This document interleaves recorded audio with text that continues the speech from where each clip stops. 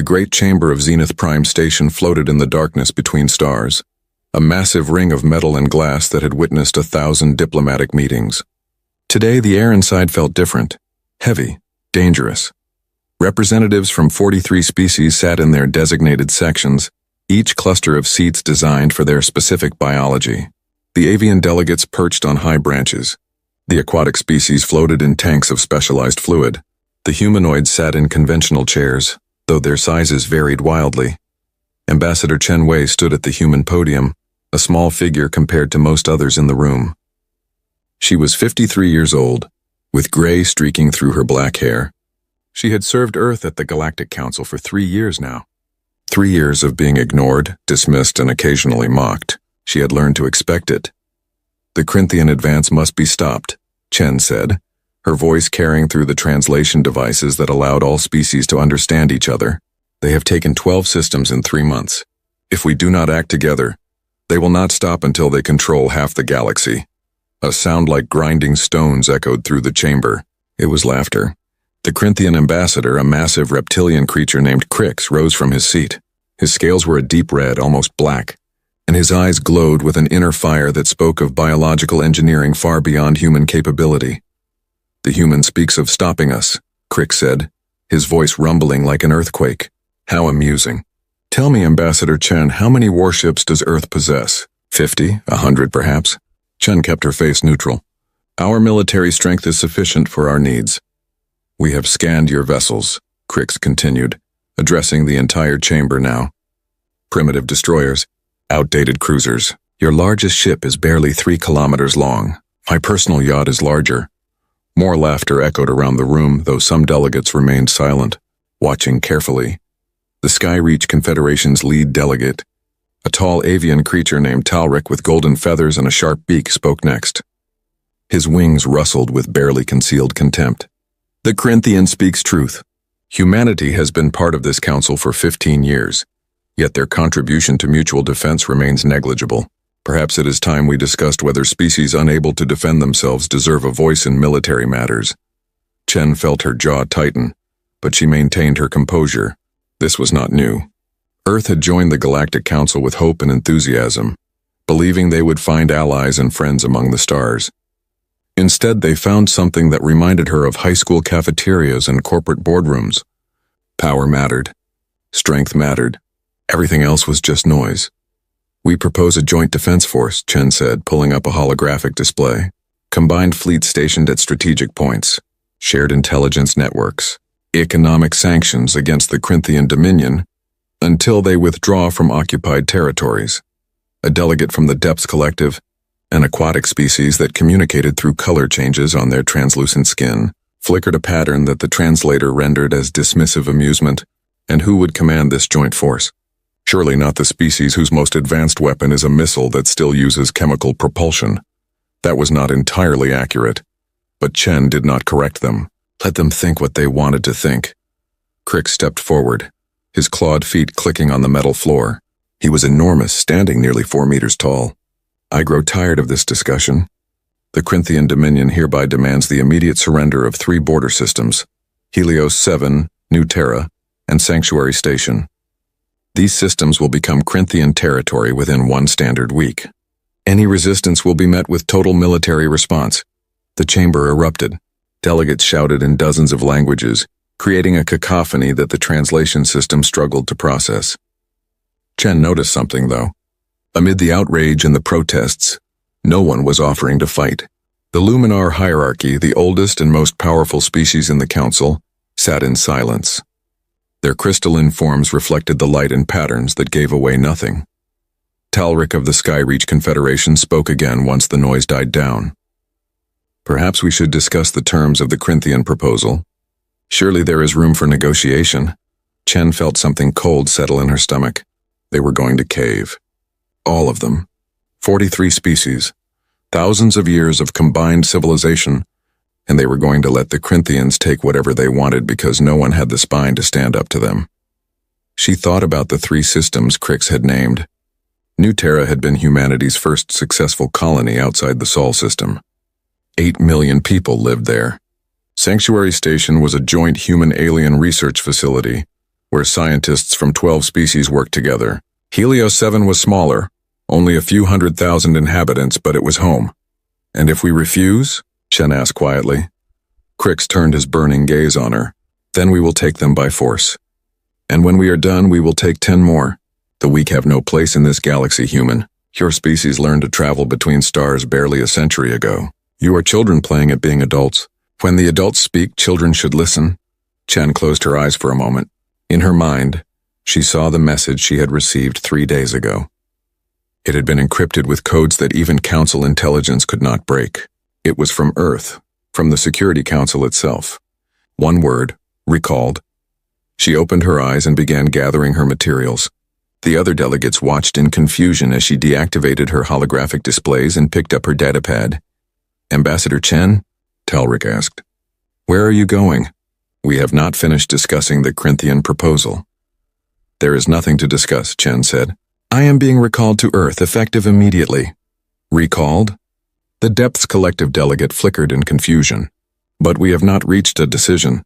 Reach whatever decision you like, Chen said. She was surprised by how calm her voice sounded. Inside, her heart was racing. Earth will respond in its own way. She walked toward the exit.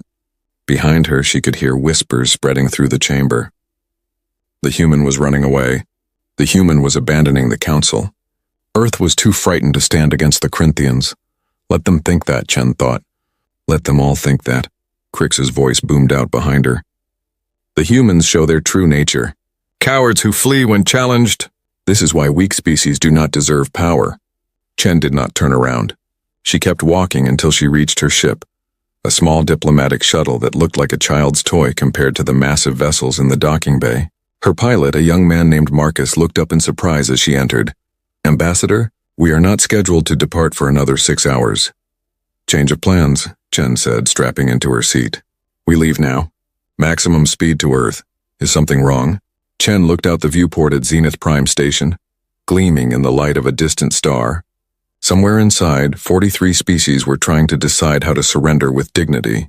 No, she said. Something is finally right. The shuttle detached from the station and accelerated away. Behind them, the council continued its debate. None of them noticed the readings that began appearing on long-range sensors throughout the station. Subtle at first. Easy to dismiss as background radiation or instrument errors. But in the Sol system, something massive was moving. Something that had been hidden in the shadow of Mars for over a decade, waiting, building, preparing. The shipyards on the far side of humanity's red planet had been the most expensive project in human history. They had required the combined resources of every nation on Earth. They had demanded sacrifices. Resources that could have gone to hospitals or schools or infrastructure had instead gone into metal and weapons and technology that the galaxy had never seen. Humanity had learned something in their first year with the Galactic Council. They had learned that respect was not given freely. It had to be earned or taken. So they had taken a different approach. They had kept their best ships hidden. They had allowed the galaxy to scan their outdated vessels and draw the obvious conclusions. They had played the role of the weak primitive species while their scientists worked in secret, and their engineers built something impossible.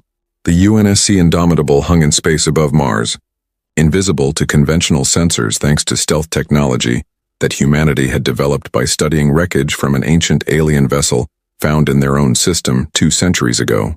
The ship was 60 kilometers long, a city in space bristling with weapons that could glass planets or precision strike individual targets from 100,000 kilometers away. Captain Sarah Okonkwo stood on the bridge, watching her crew complete final preparations. She was 41 years old, tall and dark-skinned, with the kind of presence that made people stand straighter when she entered a room. She had been training for this moment for 8 years, ever since she had been selected to command humanity's first supercarrier. All systems green, her executive officer reported. Fighter wings ready for deployment. All crew at battle stations. Communications? Okonkwo asked. Encrypted link to Earth Command confirmed. We are authorized to proceed. Okonkwo nodded. She thought about Ambassador Chen, heading home at maximum speed. She thought about the billions of humans living throughout the Sol system and beyond, most of whom had no idea what was about to happen. She thought about the Corinthians, so confident in their power. Helm, she said quietly. Take us to the border zone. Maximum speed. Yes, Captain. The Indomitable's engines came to life. The ship that the galaxy did not know existed began to move. And throughout Council space, long-range sensors began to register something that should not be possible. Something too large, too fast, too powerful. At Zenith Prime, a junior sensor technician from the Luminar hierarchy noticed the readings first. He ran them through analysis 3 times before he believed what he was seeing. Then he sent an emergency report to his superiors. The Galactic Council was still debating the Corinthian ultimatum when the report reached them. The chamber fell silent as delegates read the data. It was impossible. The humans did not have technology like this. The readings had to be wrong. Crix read the report and laughed. An obvious malfunction. Human ships do not generate power signatures like this. They barely generate power at all. But the Luminar hierarchy's chief delegate, an ancient being named Orithar whose crystalline body held memories stretching back thousands of years, did not laugh. He stared at the data with growing concern. He had seen readings like this before long ago in historical archives. The progenitors, the extinct race that had once ruled the galaxy, had built ships that generated similar signatures. Perhaps, Orithar said slowly, we have made an error in our assessment of humanity. Talric's feathers ruffled in agitation. One anomalous reading proves nothing. Then we shall see, Orithar said. The Corinthian fleet is already moving toward the border systems. Whatever generated that reading is moving to intercept them. In a matter of days we will know the truth. Crix's confident expression faltered for just a moment. Then he straightened to his full height. My fleet will crush whatever the humans send. This changes nothing. But as delegates began to depart Zenith Prime, heading back to their home worlds, many of them felt a change in the air. Something fundamental had shifted. The game they had been playing, the careful dance of power and politics, had suddenly become unpredictable. Chen's shuttle raced through space at speeds that pushed the limits of human faster than light technology. She sat in the passenger compartment, reviewing reports on her data pad. She allowed herself a small smile. The galaxy was about to learn something important about humanity. They were about to learn that the most dangerous opponent was not the one who showed their strength immediately. It was the one who waited, watched, learned, and struck when the moment was right. The humans had been patient. They had endured mockery and dismissal and contempt. Now that patience was about to pay off. Somewhere in the darkness between stars, the Indomitable accelerated toward its destination. Its fighter bays held thousands of craft, each one more advanced than anything the Council had ever seen. Its weapon systems had been tested in secret, refined through simulation and careful experimentation. Its crew had trained for this mission for years. Earth's hidden supercarrier was no longer hidden, and the galaxy was about to freeze in shock at what humanity had built while they were not looking. The Corinthian warfleet moved through space like a swarm of metal predators, 847 vessels in total, ranging from small scout ships to massive dreadnoughts that stretched 5 kilometers from bow to stern. They traveled in a formation that had conquered a dozen systems, a pattern refined through centuries of warfare and written in the blood of countless enemies. Admiral Crix stood on the bridge of his flagship, the Burning Fang. He was even larger than his cousin, the Ambassador, nearly 5 meters tall, with scars across his scales that told stories of personal combat. The Corinthians believed in leading from the front. Their admirals did not hide behind layers of subordinates. They fought. They killed. They conquered. Status report, Crix commanded, his voice like grinding boulders. His tactical officer, a younger Corinthian with bright red scales, bowed his head. All vessels report ready status. We will reach the first human colony, New Terra, in 14 standard hours. Our scouts report minimal defensive forces, 3 human destroyers and a handful of defense satellites. Crix's lips pulled back, revealing rows of sharp teeth. 3 destroyers. The humans truly are as weak as we believed. What of the anomalous sensor reading from the Sol system? Our long-range sensors detected a massive power signature, Admiral. However, it has since vanished. Our intelligence believes it was either a sensor malfunction or some kind of human industrial facility activating and then powering down. Fools and cowards, Crix said. They run and hide while we take what we wish. After we finish with their colonies, I will personally lead a strike force to their homeworld. Earth will burn as an example to all who question Corinthian supremacy. Around the bridge, his crew officers growled their approval. The Corinthians had been the dominant military power in their region of space for 500 years. They had faced the Galactic Council's displeasure before, had weathered economic sanctions and diplomatic condemnations. None of it mattered. Power was the only currency that truly mattered in the universe, and the Corinthians had power in abundance. Crix activated a galaxy-wide broadcast. He wanted everyone to hear this. Every species in the Council needed to understand what happened to those who stood in the Corinthian way. "This is Admiral Crix of the Corinthian Dominion," he announced. "We are en route to claim the territory promised to us. The humans have fled. Their council has abandoned them. In 14 hours, New Terra will become Corinthian property. Any who stand in our way will be destroyed. This is the fate of the weak. This is the reality of power. The age of Corinthian dominance has only just begun." He cut the transmission and settled back in his command throne, a massive chair decorated with the skulls of enemies he had personally defeated. Behind him, a viewport showed the streaking lights of faster-than-light travel. His fleet moved with precision, a demonstration of Corinthian military discipline. 14 hours. In 14 hours, the galaxy would see what happened to species who tried to negotiate instead of submit. The humans had made their choice. Now they would face the consequences. But Admiral Crix did not know that 60 light-years away, something was also moving. Something that made his entire fleet look like a collection of toys. The UNSC Indomitable had reached the contested border zone and was now waiting, hanging in the darkness like a predator in tall grass. Captain Sarah Okonkwo studied the tactical display that dominated the center of her bridge. The holographic projection showed the entire region, with the Corinthian fleet represented as a cluster of red dots moving toward New Terra. Her own ship appeared as a single blue dot, positioned directly in their path. "Time to intercept?" she asked. Her tactical officer, Commander James Park, checked his console. "The Corinthian fleet will enter this sector in 3 hours and 22 minutes. They will detect us at their current sensor range approximately 30 seconds before visual confirmation." "Good. I want them to see us. I want them to understand exactly what they are facing before we engage." Park nodded. He was a thin man with nervous energy, but his fingers moved across his controls with absolute precision. "All weapon systems charged and ready. Fighter wings prepared for deployment. Point defense grid online. We can engage at your command, Captain." Okonkwo walked around the tactical display, studying it from every angle. She had run simulations of this battle hundreds of times over the past 3 years. She knew every possible outcome, every tactical decision the Corinthians might make. But simulations were not reality. Real people would die today. Corinthians, yes, but still living beings with families and histories and dreams. She thought about the message that had come from Earth Command. "Show them who we are. Show them what we built. But offer them a chance to surrender first. A chance. One chance to walk away. After that, mercy was off the table." "Communications," Okonkwo said.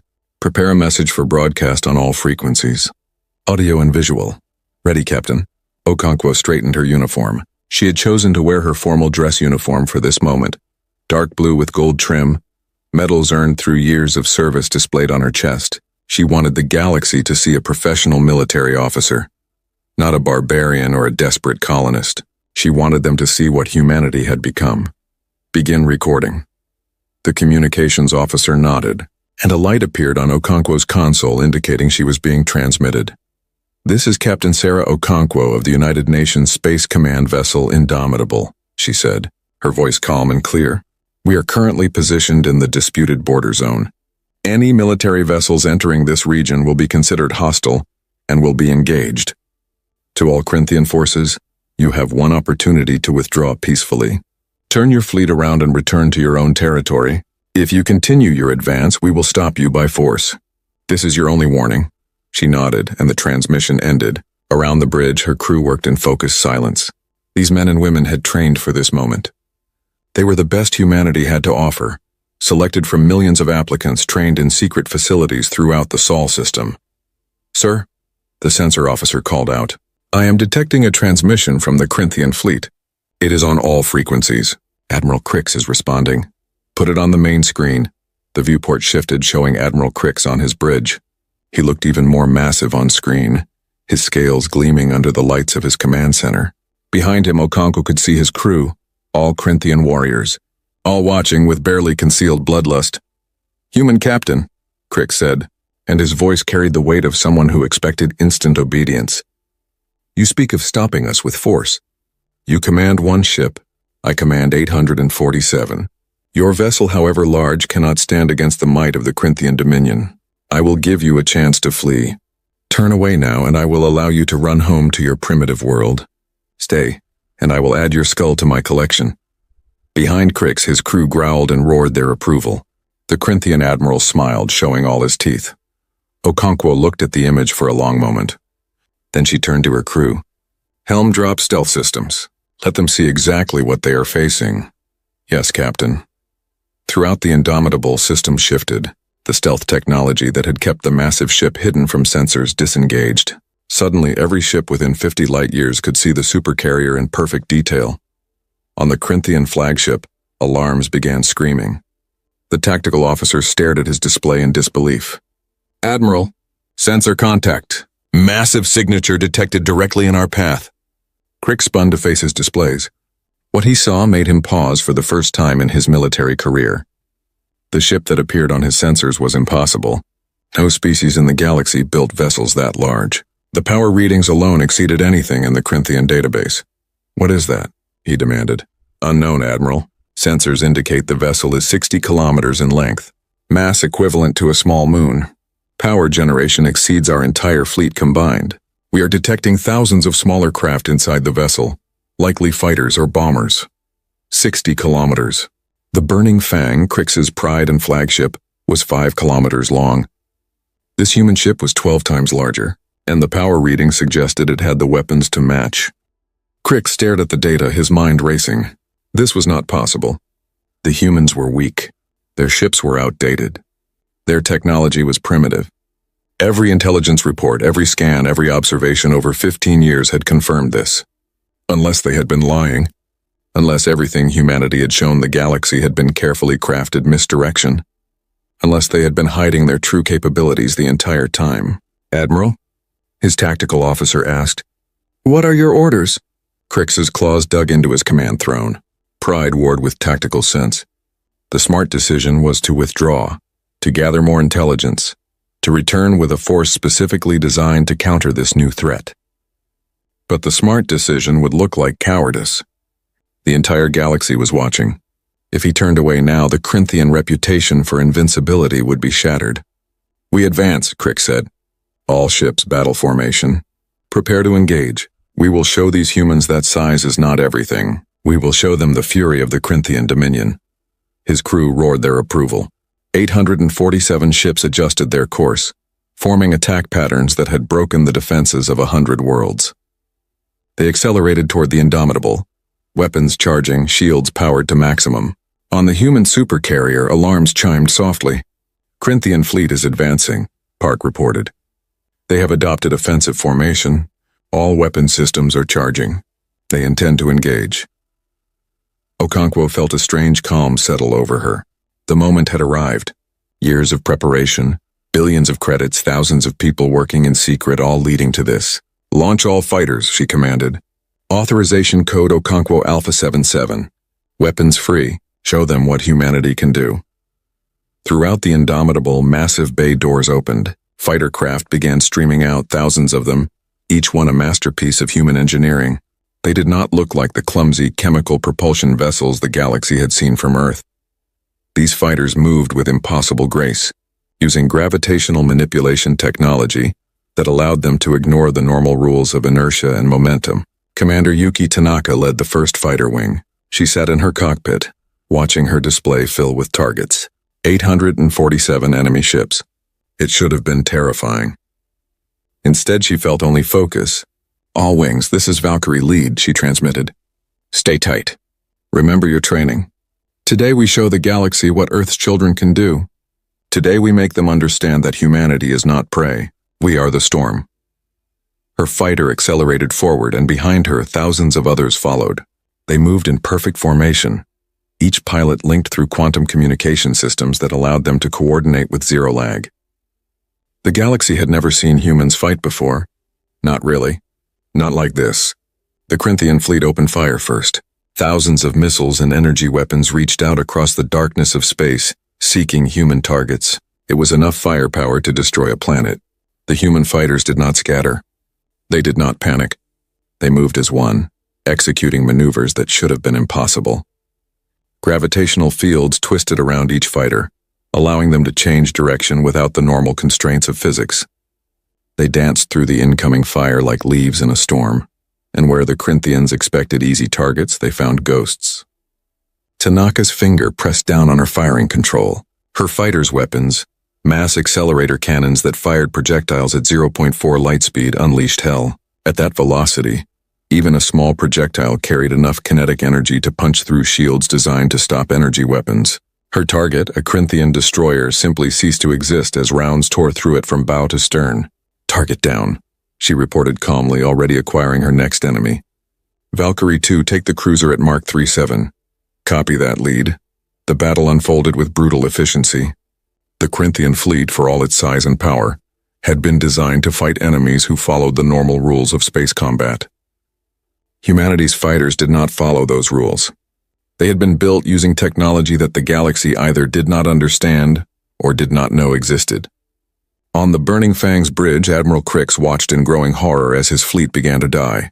Ships that had survived 100 battles were being picked apart by fighters that moved like nothing he had ever seen. His weapons officers fired frantically, but hitting the human craft was nearly impossible.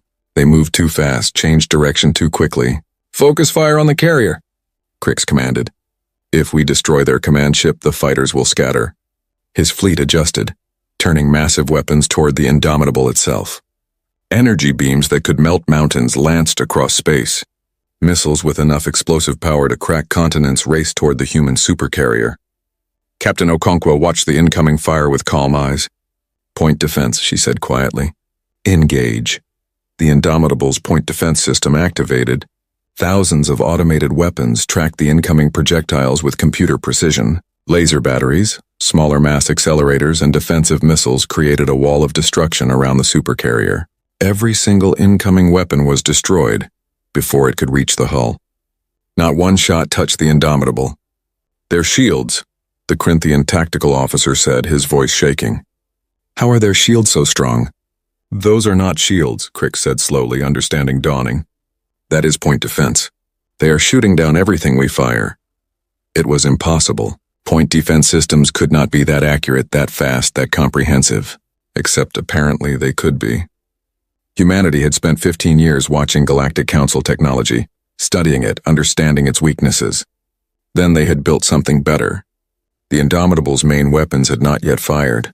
Okonkwo had wanted to give the Corinthians a chance, had wanted to demonstrate that surrender was possible. But minutes passed and the enemy fleet continued its attack. Pride, she thought. Pride would kill them all. "Main batteries," she commanded. "Fire at will." The Indomitable's main weapons were not like anything the galaxy had seen in living memory. Most species used energy weapons, beams of concentrated power that could burn through armor but were limited by heat dissipation and power requirements. The Corinthians favored these weapons, having perfected them over centuries of warfare. Humanity had studied those weapons and concluded they were inefficient. Energy could be dispersed, absorbed, reflected. Shields could stop it. So Earth's engineers had gone a different direction. They had built weapons based on a principle as old as human warfare: throw something heavy very fast. The main batteries of the Indomitable were electromagnetic mass accelerators, railguns on a scale that defied belief. Each weapon was 3 kilometers long, running through the supercarrier's structure like a spine. They fired projectiles the size of school buses at velocities approaching half the speed of light. When Captain Okonkwo gave the order to fire, the universe seemed to hold its breath. The first salvo left the Indomitable in silence. There was no sound in space, no dramatic explosions or roaring engines, just metal moving at impossible speeds, carrying more kinetic energy than most species use to power entire cities. The projectiles covered the distance to the Corinthian fleet in seconds. Admiral Crix did not even have time to order evasive maneuvers. His sensors detected the incoming fire, calculated trajectories, and then the first rounds hit, a Corinthian dreadnought. 4 kilometers long and protected by shields that could withstand the firepower of a dozen conventional warships, simply disintegrated. The projectile did not punch through it. It did not explode against the hull. It hit with such force that the entire ship was reduced to its component atoms, scattered across space in an expanding cloud of vaporized metal and organic matter. Then the second projectile hit. And the third, and the fourth. In the span of 10 seconds, 37 Corinthian vessels ceased to exist. Not damaged, not disabled. Simply gone, erased from the universe as if they had never been. On the burning Fang, alarms screamed so loudly that several crew members' ears began bleeding. The tactical officer stared at his display in absolute horror. "Admiral!" Direct hits on multiple vessels. "The Crimson Talon is gone. The Death Shadow is gone. I can see it!" Crix roared. He watched his fleet, his invincible armada that had conquered 12 systems being torn apart like paper in a storm. These were not weapons. This was devastation on a scale he had never imagined possible. All ships evasive maneuvers, scatter formation. Do not give them grouped targets. But scattering was exactly what the human fighter wings had been waiting for. Commander Tanaka saw the Corinthian formation break apart and smiled grimly inside her helmet. All wings, they are breaking cohesion. Split into hunter groups, find the vulnerable targets. The human fighters, already dancing through space with impossible grace, divided into smaller teams. Each group selected a Corinthian vessel and attacked with surgical precision. The enemy ships, separated from mutual support, found themselves surrounded by opponents they could barely track, let alone hit. Tanaka selected her target personally. A Corinthian heavy cruiser 2 kilometers long, bristling with weapons. It was firing wildly in all directions, trying to hit the human fighters that weaved around it like birds around a confused bear. Valkyrie 2 and 3, with me. We hit the engines first, then the command section. Roger that. Lead. Her fighter dove toward the cruiser, gravitational fields bending space around her craft to allow turns that would have killed a pilot under conventional physics. The cruiser's point defense fired, but it was designed to stop missiles and energy weapons, not fighters moving in three-dimensional patterns that defied prediction algorithms. Tanaka fired. Her mass accelerator rounds, smaller than the Indomitables but still traveling at tremendous velocity, punched through the cruiser's engine section. Secondary explosions rippled along the hull as fuel lines ruptured and containment fields failed. The great ship lurched, losing power, systems failing one after another. "Engines disabled," Tanaka reported. Moving to command section, she pulled her fighter up and over the dying cruiser, her wingmen following in perfect formation. Another burst of fire, and the command section exploded outward, venting atmosphere and bodies into space.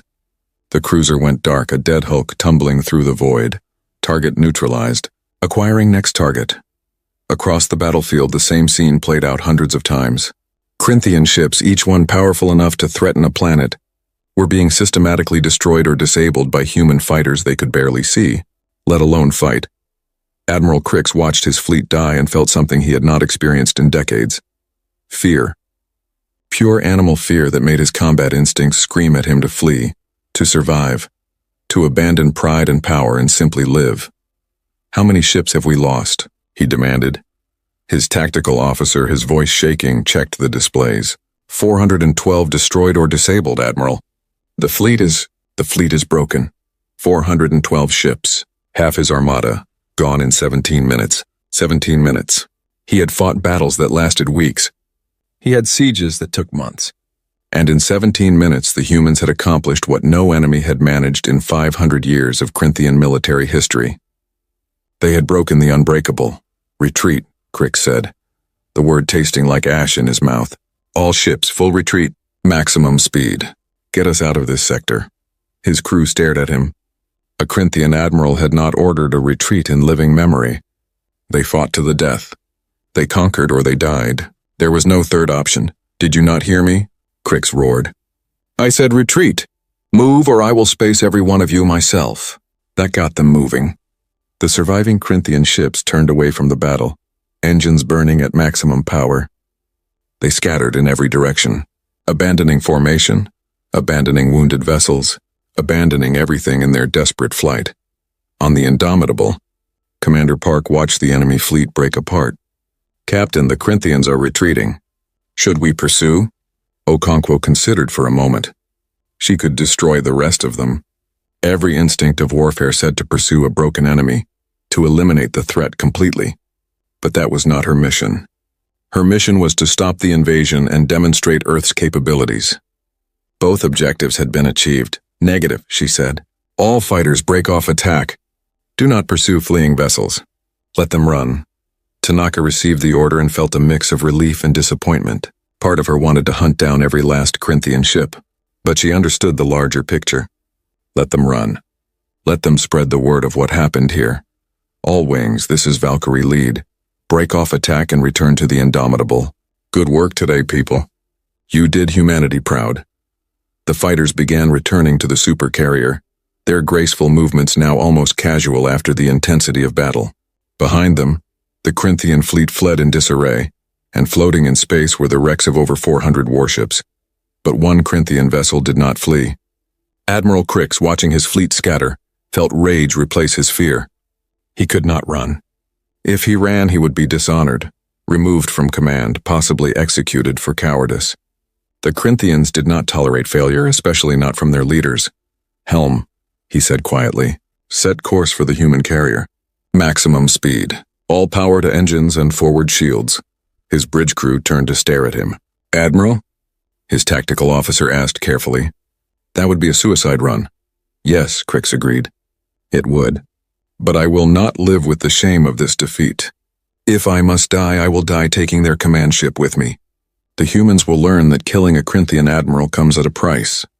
The Burning Fang turned away from its fleeing fleet and accelerated toward the Indomitable. Every bit of power the great ship possessed went into its engines and forward shields. It was a tactic of last resort, a kamikaze run that had worked exactly twice in Corinthian history, both times against distracted or wounded enemies. On the Indomitable's bridge, alarms chimed. Captain, Park said, one enemy vessel is not retreating. The flagship is accelerating directly toward us.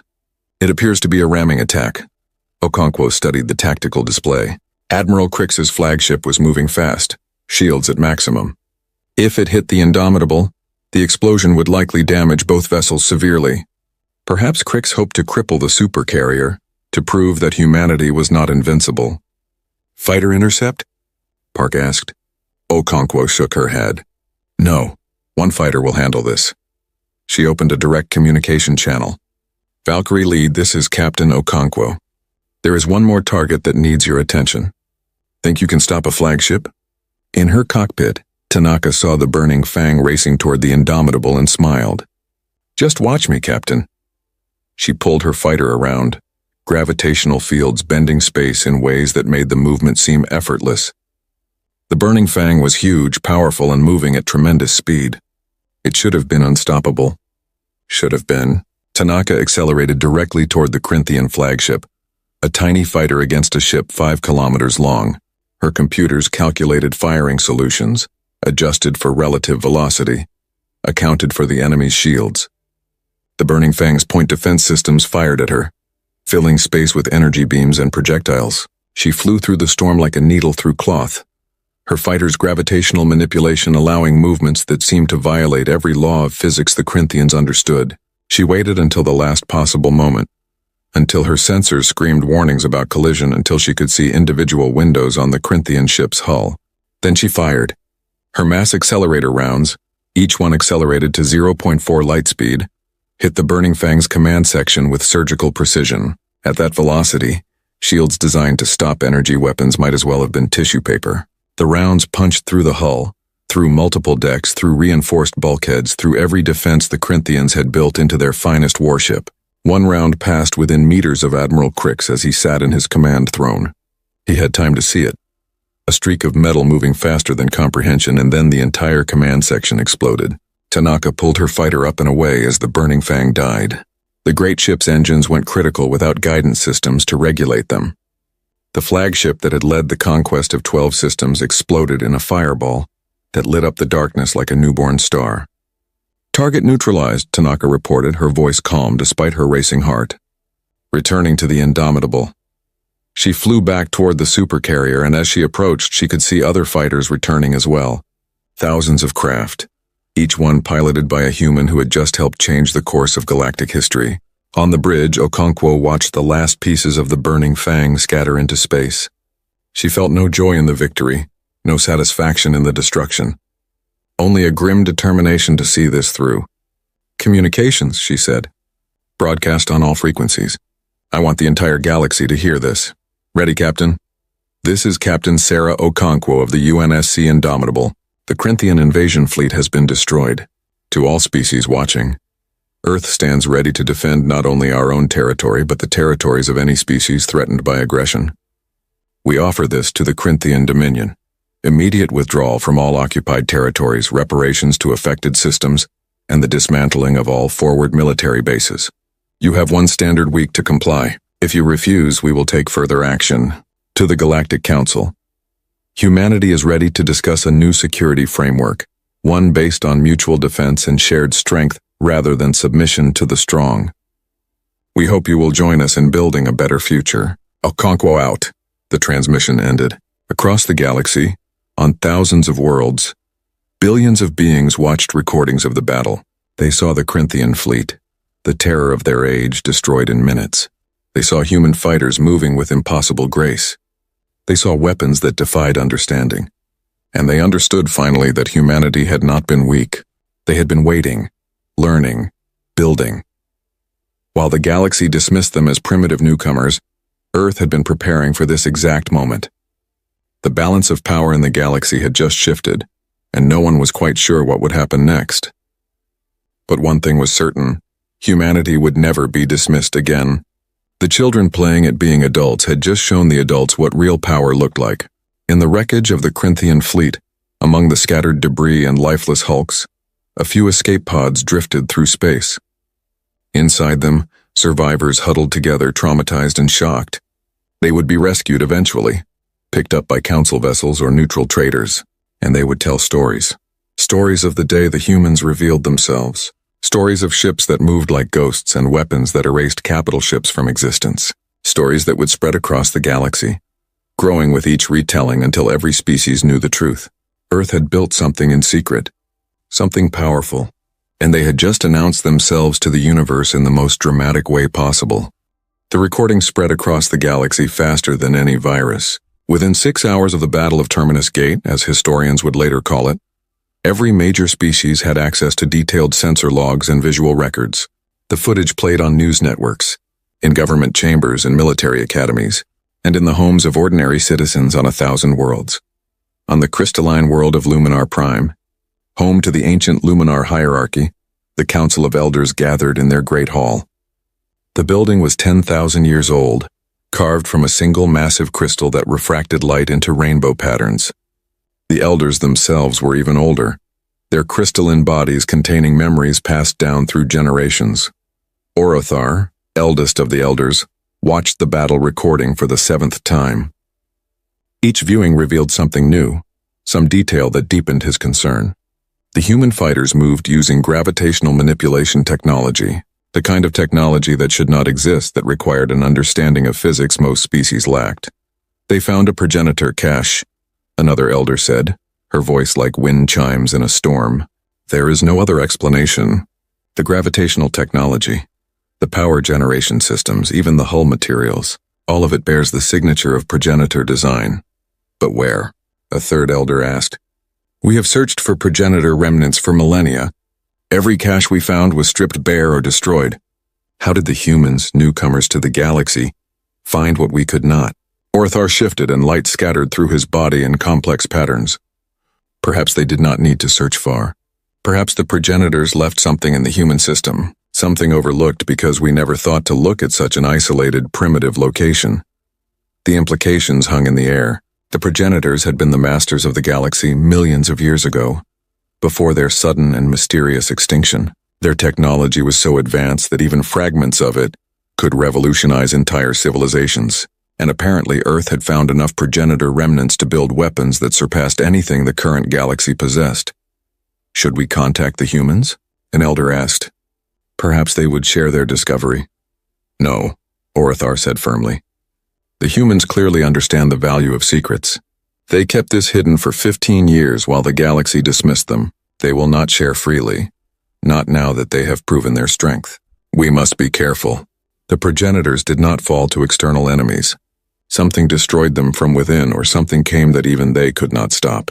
By activating their technology, the humans may have attracted attention we do not want.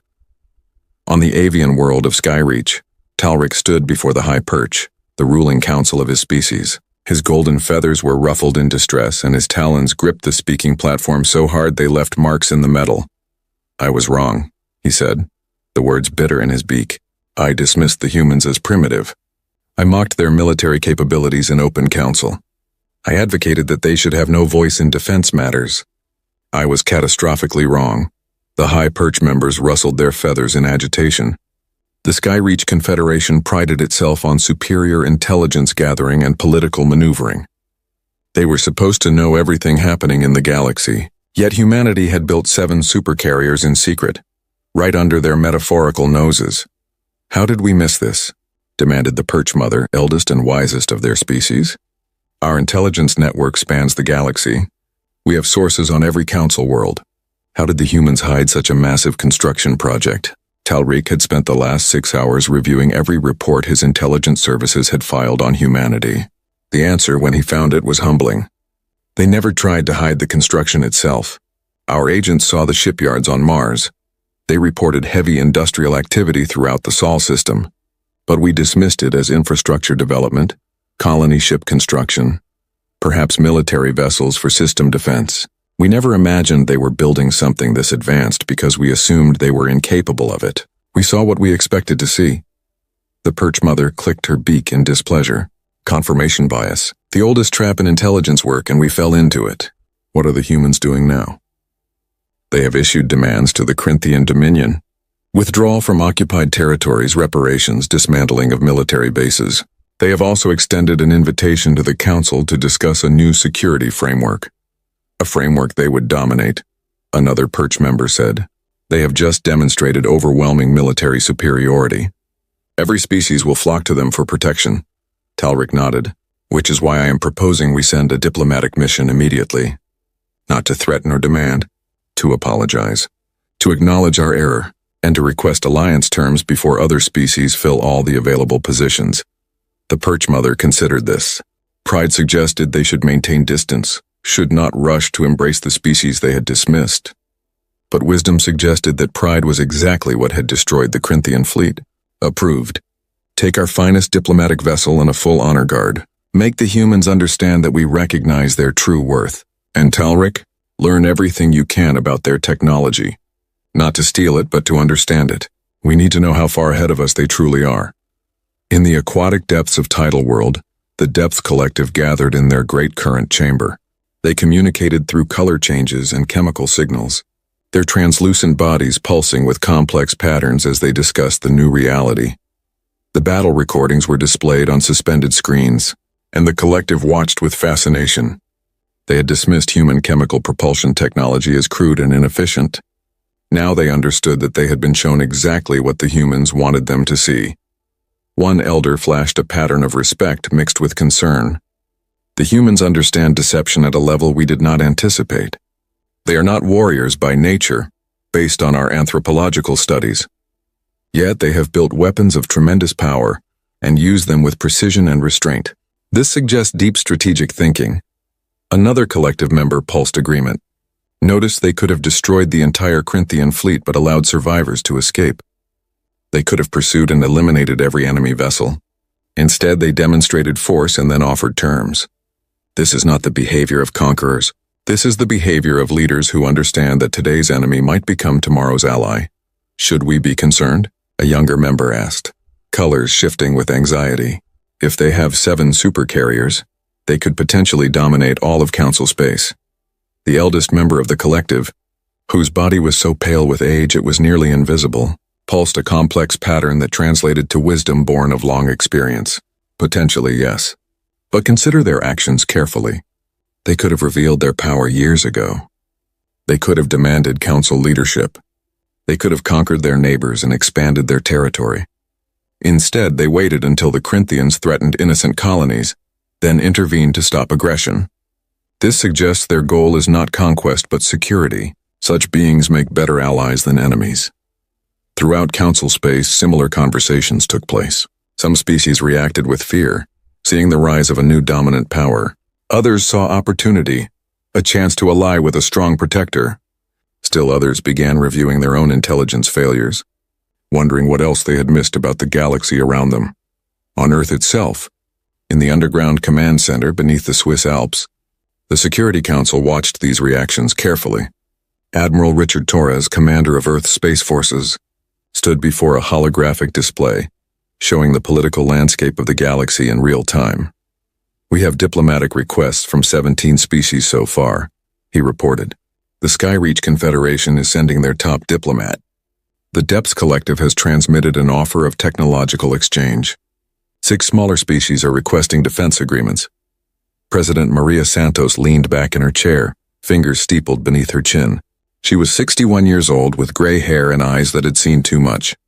She had authorized the Indomitable's mission, knowing it would change everything. Now she had to manage the consequences.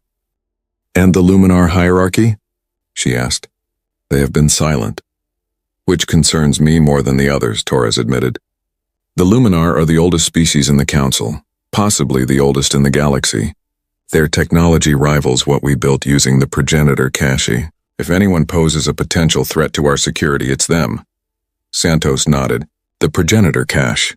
That was the secret behind humanity's sudden leap in capability. 237 years ago, a mining expedition in the Kuiper Belt had discovered something impossible. A derelict spacecraft buried in a comet, perfectly preserved by the cold and vacuum of space. The ship had been millions of years old, its builders long extinct. Earth's governments had kept the discovery absolutely secret. They had studied the technology carefully, reverse-engineered what they could and built upon it. The gravitational manipulation systems that made human fighters impossible to hit. The power generation that allowed railguns to fire projectiles at relativistic speeds. The materials science that let them build a 60-kilometer ship that wouldn't tear itself apart. All of it came from the progenitors, the mysterious race that had vanished from the galaxy long before humanity evolved. And if the Luminar knew about the progenitor connection, they would have questions. Dangerous questions. "What about the Corinthians?" Santos asked. "Have they responded to Captain Okonkwo's demands?" "Not officially, but our intelligence suggests their government is in chaos. Half their military leadership is demanding immediate retaliation. The other half is pointing out that they just lost half a fleet in 17 minutes, and that attacking humanity again would be suicide. The civilians are calling for the military leadership to be removed. It's a mess." Santos allowed herself a small smile. "Good, let them fracture. A divided Corinthian dominion is less likely to threaten anyone. What about our other carriers? The Defiant, Relentless, and Inviolable are on station protecting our major colonies. The Valiant is stationed at Earth itself. The Intrepid and Unconquerable remain hidden, ready to deploy if needed. 7 supercarriers. Humanity had bet everything on these 7 ships, had poured resources into them that could have been used for hospitals, schools, infrastructure, quality of life improvements for billions of people. It had been a massive gamble, one that required convincing every nation on Earth to cooperate, to keep secrets, to sacrifice for a potential threat that might never materialize. But the gamble had paid off. In one battle, humanity had gone from dismissed newcomer to galactic power. "Schedule diplomatic meetings with everyone who requested them," Santos said, "but space them out. I want time to assess each species carefully before we commit to anything.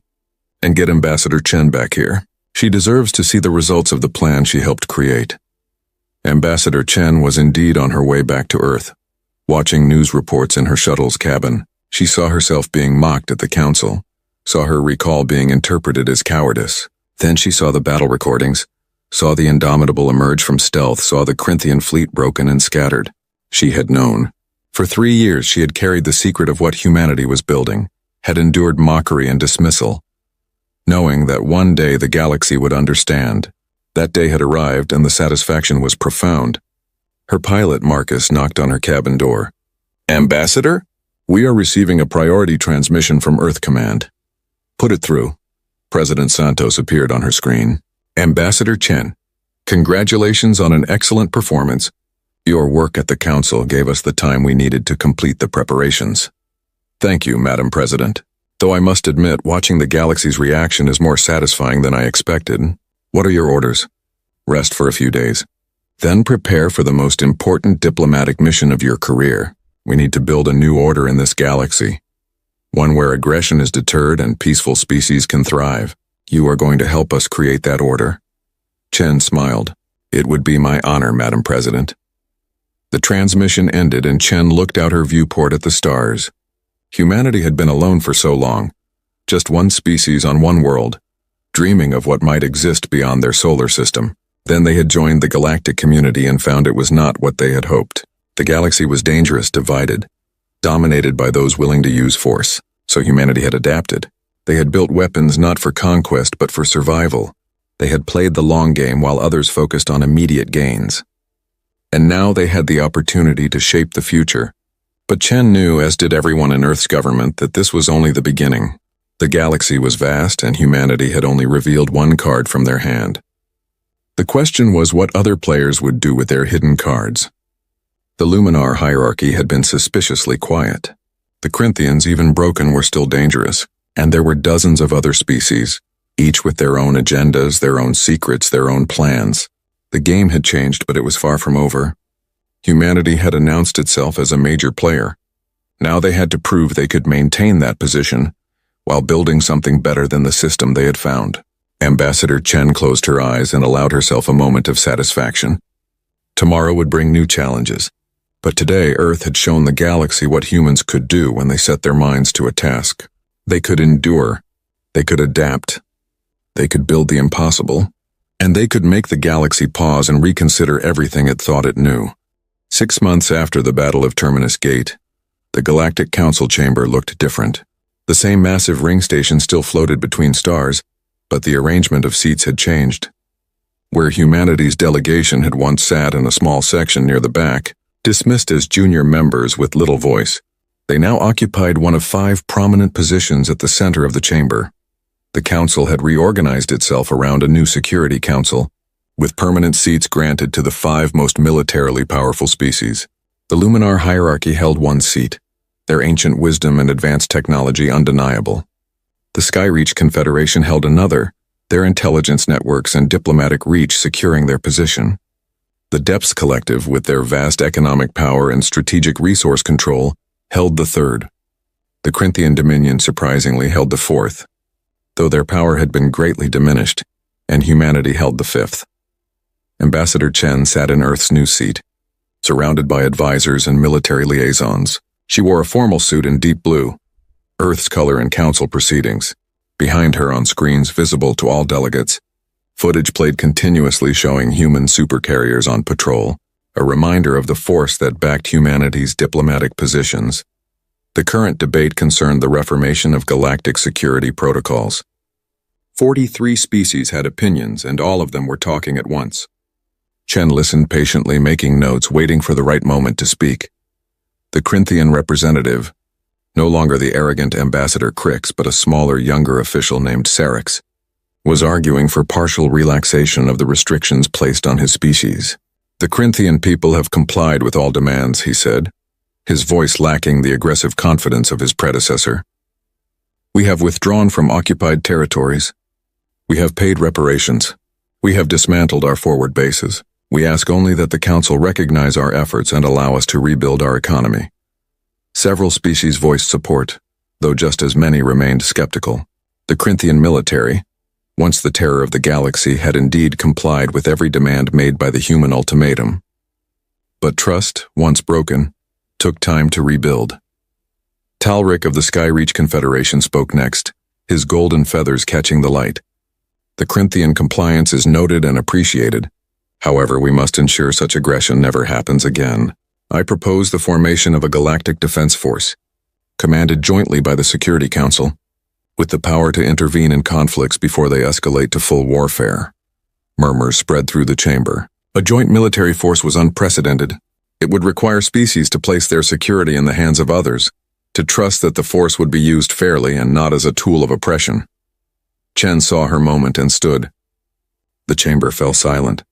In 6 months, humanity had earned a reputation for speaking rarely but meaningfully.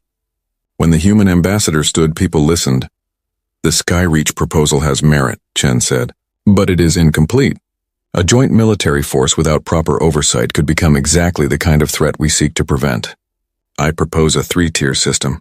First, a rapid response force for immediate threats commanded by rotating leadership from the Security Council. Second, a mediation corps for diplomatic resolution before military action becomes necessary. Third, and most importantly, an independent oversight committee drawn from smaller species not on the Security Council, with the power to review and question any military action. She paused, letting her words sink in. Power without accountability leads to tyranny. Strength without wisdom leads to destruction. Humanity learned these lessons the hard way in our own history. We do not want to repeat those mistakes on a galactic scale. The Luminar representative, Orithar, shifted in his crystalline seat. Light scattered through his body in patterns that suggested contemplation. The human proposal is wise. We support it. However, we have concerns about the technology being deployed by Earth's military forces. Specifically, the gravitational manipulation systems and the power generation capabilities demonstrated at Terminus Gate. Chen had been expecting this. The Luminar were no fools. They had studied the battle recordings and drawn the correct conclusions. The Council is concerned about our technology, Chen asked carefully. The Council is concerned about the origin of that technology, Orithar replied. We have reviewed historical records. The power signatures of human weapons match progenitor signatures from archived data. We believe Earth has discovered a progenitor cache. We wish to know what else was in that cache, and what protocols Earth is following to prevent progenitor technology from falling into dangerous hands. The chamber erupted again. Every species knew about the progenitors. They were legend, myth, the ancient ones who had built wonders and then vanished mysteriously. If humanity had found progenitor technology, the implications were staggering. Chen waited for the noise to die down. She had discussed this moment with President Santos many times. They had known this question would come eventually. Now they had to decide how much truth to reveal. Earth did discover a derelict progenitor vessel 237 years ago, Chen said. It was found in the outer reaches of our solar system. We studied it carefully and reverse-engineered some of the technology. What we built was based on progenitor principles but is not purely progenitor technology. We combined their methods with our own innovations. And what else was in this vessel? Orithar asked. What other progenitor secrets does humanity possess? Chen met his crystalline gaze steadily. Navigation data suggesting the progenitors explored much of the galaxy. Scientific records we are still working to translate. And warnings. Many warnings about something the progenitors called the others. We do not know what the others were, but the progenitors seemed to fear them greatly. That brought absolute silence to the chamber. The others. Even the name carried weight. A delegate from a smaller species, the insectoid Kitiri collective, spoke with a voice like clicking crystals. If the progenitors who built such wonders feared these others, should we not fear them as well? And if humanity has been using progenitor technology, might they have attracted the attention of whatever destroyed the progenitors? It was the question Chen had been dreading.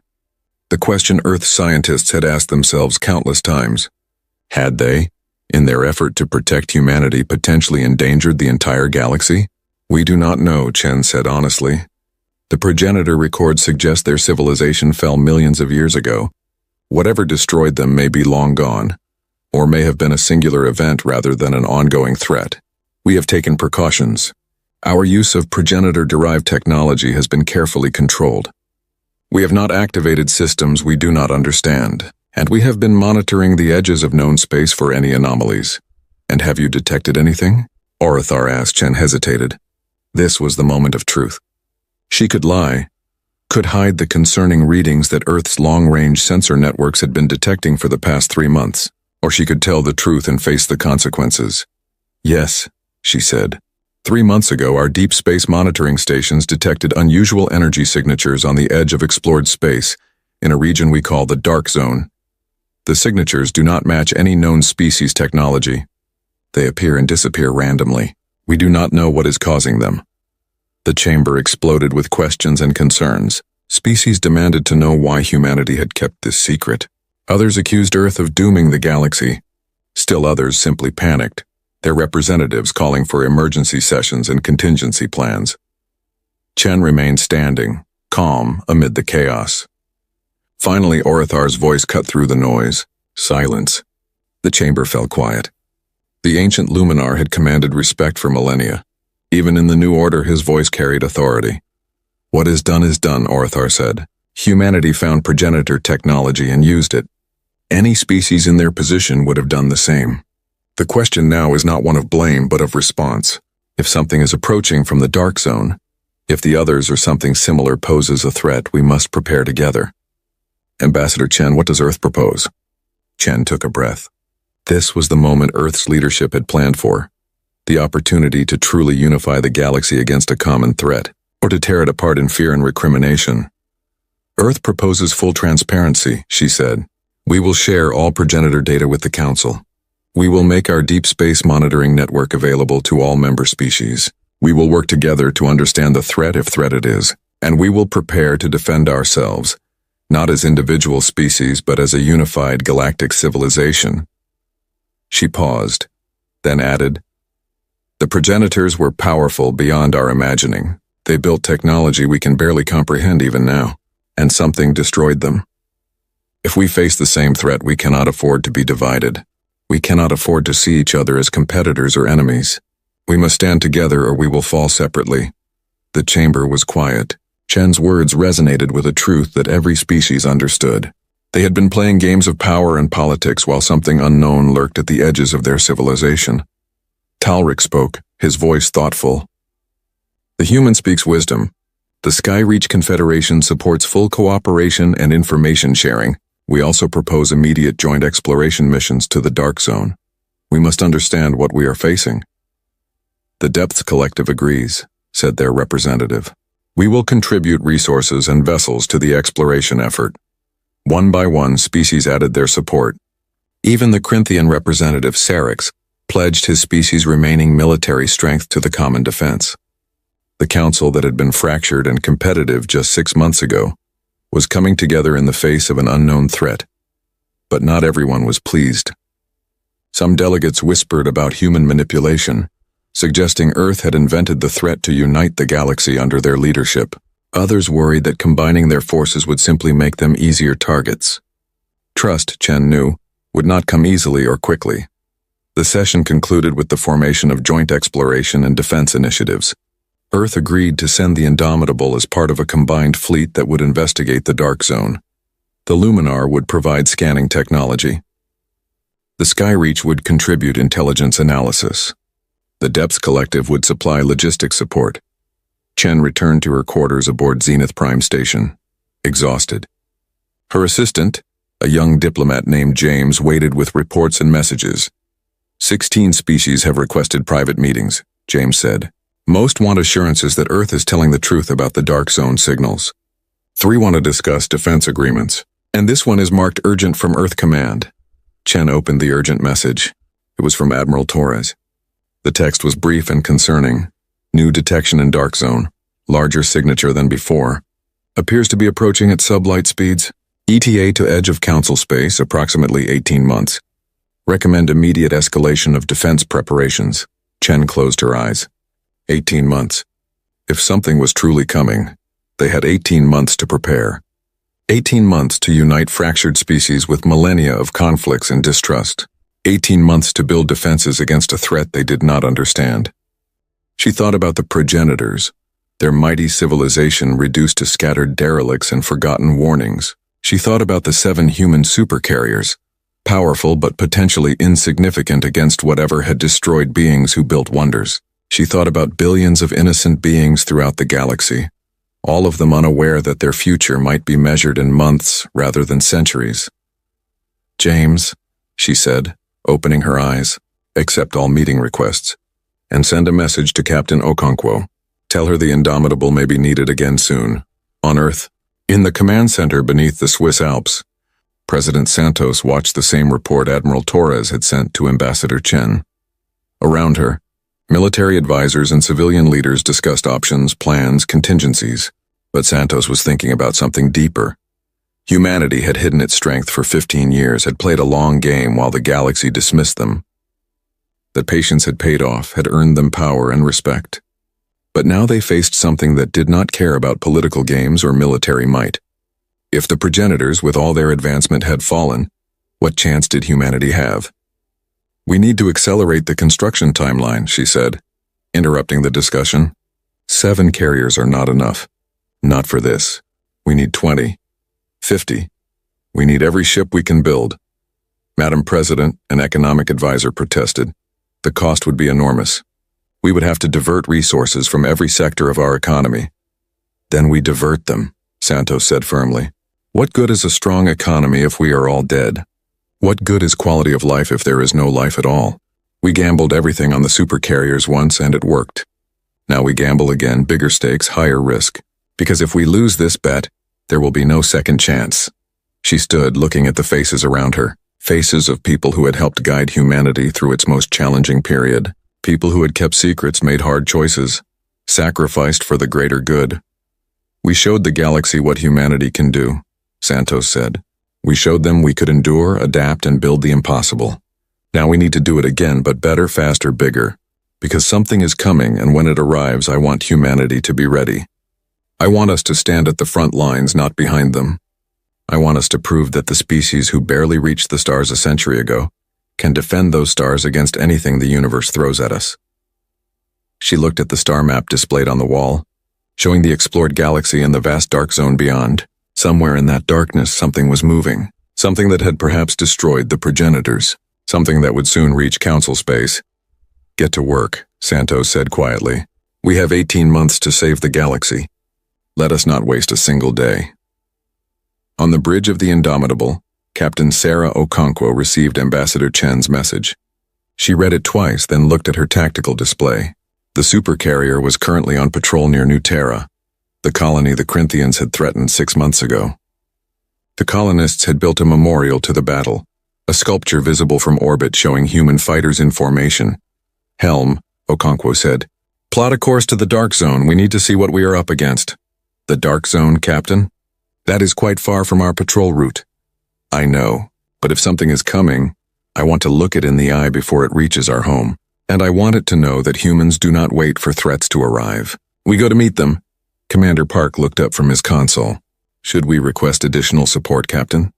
Going into the Dark Zone with a single carrier, even one as powerful as the Indomitable, seems risky. Okonkwo considered this. Request the Defiant and Relentless to join us. 3 carriers should be sufficient for a reconnaissance mission. And send a message to Admiral Torres. Tell him we are conducting preliminary surveys of the Dark Zone ahead of the joint exploration mission. Better we know what is out there before we bring the entire Council fleet. Aye, Captain. The Indomitable changed course, its massive engines accelerating the supercarrier toward the unknown.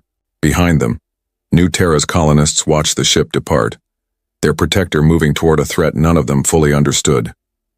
Some felt fear. Others felt pride.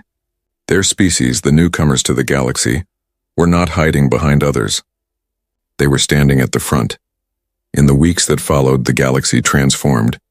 The joint defense initiatives moved forward with surprising speed. Species that had barely cooperated before now shared intelligence, coordinated patrols, and began joint training exercises. The threat of the unknown had accomplished what centuries of diplomacy could not. It had united them, but unity was fragile.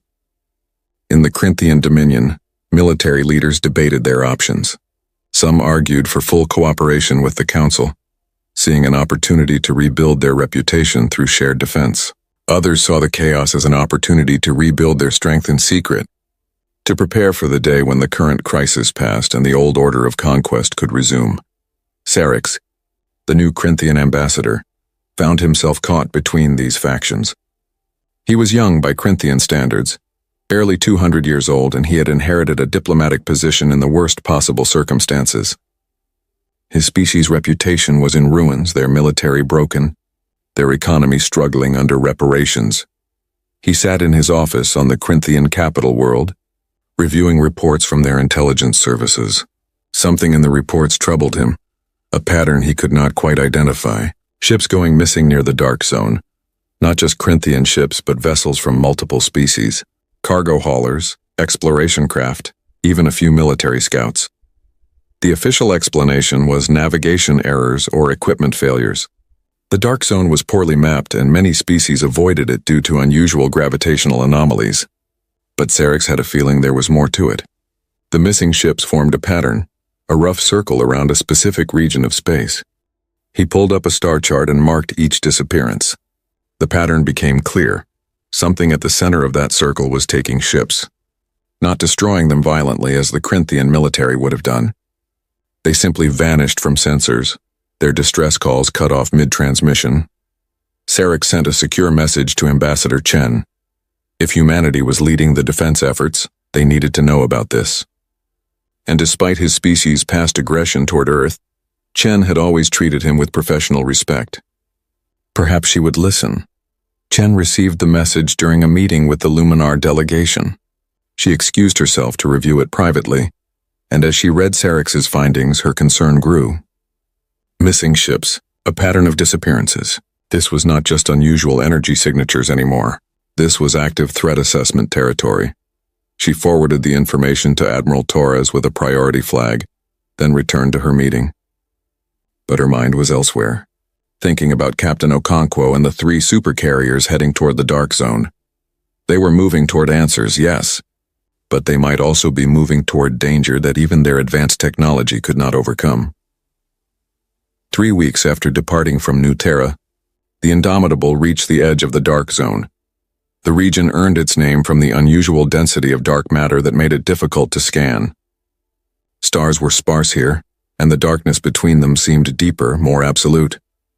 Captain Okonkwo stood on her bridge, studying the sensor readings. The Defiant and Relentless had joined them 2 days ago, and now 3 supercarriers hung in formation at the threshold of the unknown. Behind them, the last outpost of Council space. Ahead, mystery. Sensor report, she commanded. The sensor officer, Lieutenant Sarah Kim, worked her console with practiced efficiency, detecting the same unusual energy signatures reported by long-range stations. They are stronger here, more frequent. Pattern suggests they originate from approximately 40 light-years into the dark zone. Also detecting gravitational anomalies consistent with massive objects, but unable to determine exact composition due to dark matter interference. Massive objects? Like planets? Stations? Unknown, Captain. The readings are unlike anything in our database. They could be natural phenomena or artificial constructs. We would need to get closer to determine specifics. Okonkwo made her decision. All ships advance into the dark zone, standard formation. Battle readiness, but weapons hold. We are here to observe, not to start a war with something we do not understand. The 3 supercarriers moved forward, penetrating the dark zone like needles pushing through fabric. The darkness seemed to swallow them, their running lights appearing dim against the absolute black of space. For 3 days, they traveled deeper. The energy signatures grew stronger, more distinct. And finally, 40 light-years from the edge of Council space, they found something. Captain, Kim said, her voice tight with tension, I am detecting multiple contacts. Very large contacts. They are in a spherical formation around a central point. Counting, 17 distinct objects, each approximately 500 kilometers in diameter. 500 kilometers. The Indomitable was 60 kilometers long, and these objects were nearly 10 times larger. Okonkwo felt her pulse quicken but kept her voice steady. Can you determine if they are ships or stations? Neither, Captain, or both. The structure is like organic. They appear to be living constructs. Biological technology on a scale I have never seen. They are dormant currently, power signatures minimal, but they show signs of recent activity. And Captain, I am detecting debris fields between them. Wreckage from multiple species vessels, the missing ships. They had found the answer to Sarex's pattern. Are the constructs aware of us? Unknown. If they are dormant, they may not have detected our presence yet. Okonkwo weighed her options. They could retreat, report back to the Council, return with a larger force. Or they could investigate further, learn everything possible about what they faced. Both choices carried risk. Deploy stealth reconnaissance drones, she ordered. I want detailed scans of those constructs and the debris fields. And send a quantum encrypted message to Admiral Torres. Tell him what we found and that we are conducting close observation. If we do not report back within 24 hours, he is to assume hostile contact and implement defensive protocols. Aye. Captain, small drones launched from the Indomitable, their stealth systems making them nearly invisible. They moved toward the mysterious constructs, cameras, and sensors recording everything. The data they sent back was fascinating and terrifying in equal measure. The constructs were indeed organic, grown rather than built. Their surfaces were covered in what looked like scales or armor plates, but biological analysis suggested living tissue. They pulsed slowly, like breathing, their power cores generating energy through processes Earth's scientists could not immediately identify. And they were old. Carbon dating of exterior material suggested they were millions of years old, perhaps as old as the progenitor civilization itself. "Captain," Kim said suddenly, "one of the constructs just activated. Power signature increasing rapidly. It is scanning us." Okonkwo felt her blood turn cold. "Evasive maneuvers. All ships prepare for combat but do not fire unless fired upon." The construct, a massive sphere of biological technology, rotated toward them. Lights appeared across its surface, patterns that might have been communication or might have been weapon systems charging. The three human supercarriers accelerated away, but the construct followed, moving with impossible speed for something so large. "It is hailing us," the communications officer reported. "Audio transmission, multiple languages. It is cycling through thousands of languages trying to find one we understand. Put it through." Static filled the bridge. Then a voice, not organic, not artificial, but something between. It spoke in accented English, the pronunciation strange but understandable. "Builders. You are builders. You carry the signature of the makers. Why do you return? The test is not yet complete. You must not interfere." Okonkwo exchanged glances with her officers. The makers. The progenitors. This construct thought humanity were progenitors returning. "This is Captain Sarah Okonkwo of the human vessel Indomitable. We are not the makers. We are a younger species. We found remnants of the makers' technology and learned from it. We mean no harm. We came to understand the energy signatures our sensors detected." Silence. Then the voice spoke again, and this time it sounded confused, almost sad. "Not the makers, but you carry their signature. You use their methods. The test continues then. The test must always continue. The makers decreed it before they fell. We must test all who reach for the stars. We must ensure only the worthy survive." "Test?" Okonkwo asked. "What test?" "The test of strength. The test of wisdom. The test of unity. The makers faced the devourers and fell because they stood alone, trusting only their own power. They created us to ensure their successors would be stronger, wiser, more unified. We test all civilizations that reach the threshold. Those who pass may survive. Those who fail are culled." Understanding dawned on Okonkwo with horrifying clarity. These constructs were not invaders. They were guardians, or rather judges. The progenitors had created them as a final failsafe, a way to ensure that any species that might face the devourers would be prepared. "How many civilizations have you tested?" she asked. 47 cycles, 47 attempts. All have failed. All fell to division, to pride, to fear. They fought us separately, species against species, and we defeated them all. But you carry the Maker's signature. Perhaps you understand what they understood too late. Perhaps you have brought others with you. The ships that went missing, the debris we detected, those were civilizations that failed your test. They failed. They came to us with weapons and fear. They attacked without understanding. They divided among themselves even as we approached. We called them as the Makers instructed. It brings us no joy. We wish for success. We wish to see worthy successors emerge. But we must follow our purpose. Okonkwo's mind raced. The galaxy was about to face a test it did not know was coming. A test designed by the progenitors themselves. And if the council failed, if species fell to infighting and division, these constructs would destroy them all. "How long do we have?"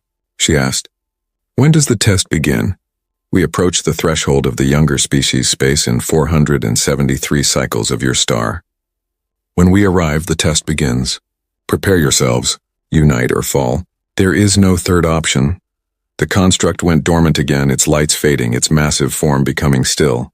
The other 16 constructs remained motionless, waiting with the patience of beings who had existed for millions of years. 17 months, Commander Park said quietly. 473 days. That is how long we have. Okonkwo nodded slowly. 18 months had been Earth's estimate based on the construct's speed. Now they had confirmation and something far more important. They had understanding. The threat was not mindless aggression. It was a test. one that required unity and wisdom as much as military strength. "Take us back to council space," Okonkwo commanded. "Maximum speed. Admiral Torres and Ambassador Chen need to know what we learned, and they need to know it now." The three supercarriers turned away from the dark zone, racing back toward civilization. Behind them, 17 ancient constructs waited in their dormant formation, counting down the cycles until they would fulfill their purpose. On Earth, when Okonkwo's report arrived, President Santos read it 3 times. Then she called an emergency meeting of every department head, every military commander, every person who could contribute to what came next. "We have 17 months, she told them. 17 months to unite a galaxy that has been fighting itself for millennia. 17 months to prove that we are worthy successors to the progenitors. 17 months to pass a test that 47 other civilizations failed." She looked around the room at the faces of humanity's leaders. The progenitors fell because they stood alone. They were powerful beyond measure, but they faced the devourers divided and were destroyed. They created these constructs to ensure we would not make the same mistake. They want us to succeed. They built a test we can pass if we work together. "And if we fail?" someone asked. Santos met their eyes steadily. "Then we join 47 other extinct civilizations as a footnote in galactic history. But we will not fail. Because we are humans. We survived ice ages and plagues. We survived wars that nearly destroyed our own world. We survived being dismissed and mocked by the galaxy. We did not give up then, and we will not give up now." She stood, her voice gaining strength. "Send a message to every species in council space. Tell them what Captain Okonkwo learned. Tell them about the test. Tell them that humanity offers its full strength, its technology, its resources to ensure we all pass together. And tell them that 17 months from now, when those constructs arrive, they will find not a divided collection of frightened species, but a unified galactic civilization ready to prove its worth." The room erupted with activity as people rushed to carry out their tasks. Santos stood alone for a moment, looking at the star map on the wall. 17 months. It seemed impossible, but humanity had accomplished the impossible before. Captain Okonkwo stood on the bridge of the Indomitable as it raced back toward council space. She thought about the voice of the construct, ancient and patient. She thought about the test that awaited them all. And she thought about the words she would say when she addressed the council. They wanted to see what humanity could do, she had said 6 months ago, after destroying the Corinthian fleet. Now we all get to find out. Those words felt prophetic now. The galaxy would indeed find out what humanity could do. But more importantly, humanity would find out what the galaxy could do when it worked together, united by common purpose and the simple desire to survive. The test was coming. The ancient guardians were waiting, and somewhere in the darkness of space, the memory of the progenitors watched to see if their successors would succeed where they had failed. 17 months. The countdown had begun.